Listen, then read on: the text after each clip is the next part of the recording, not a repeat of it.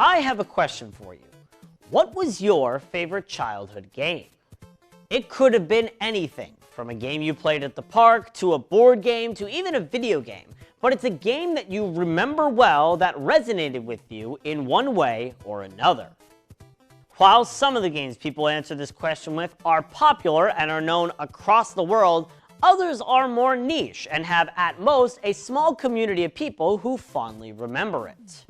For me, one of the latter types was an obscure 2010 game for the DS that I personally put hundreds of hours into and still enjoy to this day. That game is LEGO Battles. In this episode of Cartridges and Consoles, we'll dive into this underrated diamond in the rough for the Nintendo DS and show it can provide hours upon hours of replayability and enjoyment for anyone who is willing to give it a shot. LEGO Battles is one of the nearly hundreds of LEGO games that were published by Warner Bros. Interactive Entertainment and TT Games, with this one being developed by Hellbent Studios. Rated E for everyone, kids. The game is one of several real-time strategy games on the Nintendo DS. Your primary goal is to construct and lead an army to complete a certain task with everything playing out in real time.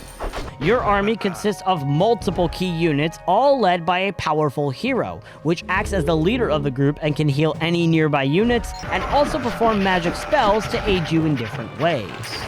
Alongside the hero, other units in the army include the builder, who can build and repair structures that are vital to your base and harvest resources for more currency, 3 different infantry units categorized by either close combat, range, or mounted, 3 special weapons, which are creatures or vehicles or the like that can specialize in either close or ranged combat, and finally, transport ships that can move your units around the sea or the air. As for game modes, you have the option between playing free play versus matches, which can be either in single player against the CPU, or in local wireless multiplayer with up to 3 players, and the solely single player story mode, where you can play through any of the game's 6 campaigns. Yeah, you heard that right, but we'll get to that in a bit. Outside of that, there's the LEGO Store, which has a variety of extra content, including shops where you can use blue LEGO studs you find in the story mode to buy more maps and units for free play mode, as well as any concept art you want to view. There's also a place to watch all the cutscenes from the story campaigns, and finally, there are extra achievements or conquests you can complete throughout the game. Now, with all that covered, let's get back to those campaigns, as they are probably the game's biggest redeeming factor. LEGO Battles has 6 story campaigns for you to go through, each one being a part of one of 3 central categories: Castle, Pirate, and Space. You can play as one side or the other in each central category, with each side having a different mission. From trying to gain energy crystals as the astronauts, to scavenging the 7 seas for treasure as the pirates, to finding a way to resurrect your wife from the dead as the wizard. Again, rated E for everyone, kids. All of these campaigns have 15 missions spread out through 3 acts each, and all of these missions have a unique map layout and have varying win conditions. These missions also have a set amount of collectibles to attain, with each individual mission having a mini-kit and some having red bricks hidden throughout the map. Collecting all the mini-kits in an act or in a campaign will unlock an extra unit you can purchase in the LEGO Store for use in free play, while finding red bricks will unlock cheat codes for you to use in the story mode. This amount of gameplay content right from the beginning is probably the biggest positive factor, as it means you'll have to play a substantial amount of the game before you truly get bored. It's also very impressive from a technical perspective how all of this content could fit onto one DS cartridge, especially considering LEGO Battles was supposed to be 3 separate games before Warner Bros. Did the exact opposite of what any company would do now and requested that all 3 games be made into one. The free play mode is also very strong, as not only do you have the option to play with 2 additional players via local wireless, but you also have a variety of different maps that all have different strategies attached to them, and you can use any units you want from all of the campaigns. There's also 3 different win conditions you can set, as well as 3 different modifiers which can give you the competitive edge or the lack thereof. Additionally, the game has a lot of added charm to it that makes it stand out. For one, all the cutscenes across all 6 campaigns tell very interesting stories, but also have a sort of comedic twist to them, helping make them all memorable to people who play through the game's story mode. Plus, the music for the game is also incredible, considering the limitations of the DS sound system. Even all the units and buildings in the game are based off of real-life LEGO sets, which range from the classics to the more modern sets, helping establish just how much charm was put into this game by the developers.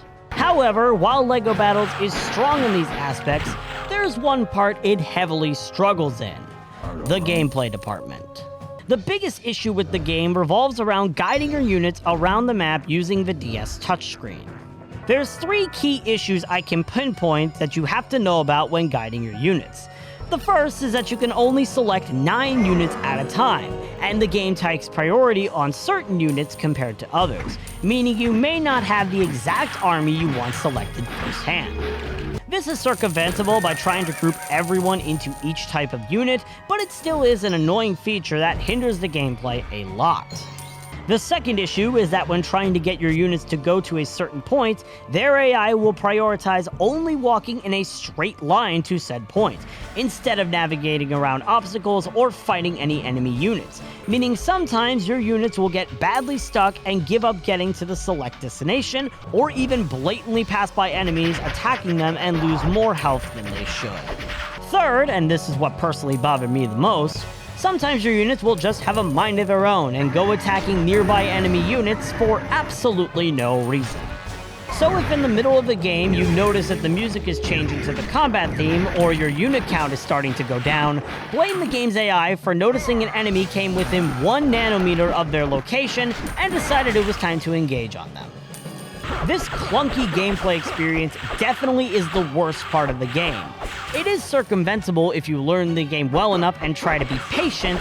However, the word patience is one that usually doesn't exist in the real-time strategy game dictionary. Overall, LEGO Battles may not have been the biggest game when it released, but it's still a game that I and many others grew up with and enjoy very fondly. It has a superb amount of content, tons of replayability, and a lot of extra charm that helps it resonate well with LEGO fans, making it stand out among the DS library for what it was able to achieve. However, even with the content and the charm, the somewhat clunky gameplay experience is a flaw that's a little tough to see through, but with time you can adapt and still find the game a somewhat enjoyable experience. If you're into real-time strategy games, this underrated gem is one you can find yourself having fun with, even if it has its ups and downs. And who knows, you may find out why I and many others call this their favorite childhood game. LEGO Battles on the Nintendo DS gets my rating of 7 cartridges out of 10.